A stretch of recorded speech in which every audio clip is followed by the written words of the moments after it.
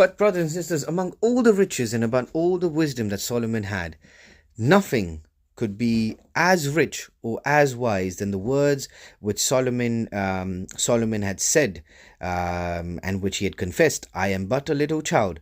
I know not how to go out or to come in. Something like that, shows that you are completely dependent on God. You need God in your life. Without that, you can't go about doing whatever it is that God wants you to do, or whatever it is that you are meant to do as a king or as a leader in a high position. But when you fully surrender yourself like that, Lord, I can't do it. I'm like a little child. I need to learn. God fully blesses you with that wisdom. Okay. Now we can see that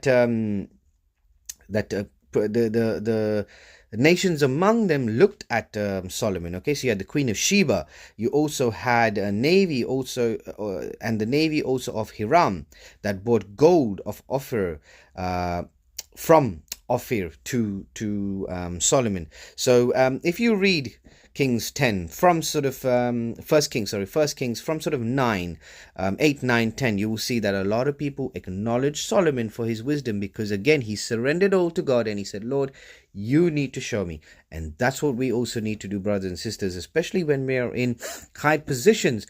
We need to request and ask God for his tender mercies, that he may bless us with wisdom of discernment and wisdom of understanding. Now, a really cool thing in this is, not sure if how many people know this, but Samuel, 1 Kings, 2 Kings, Samuel, and 1 Chronicles and 2 Chronicles have much similarities, right? They were written with two different sort of distinctions. Okay, so we read that together with the books of Samuel, Kings was written around 550 to 560 BC during the Babylonian exile, while Chronicles was written after the exile was over, around 450 to 440 BC. Whereas Samuel and Kings address the hard-hearted Jews experiencing exile and captivity, Chronicles seeks to inspire hope and faith in God among those who are hurting after this spiritual devastating ordeal.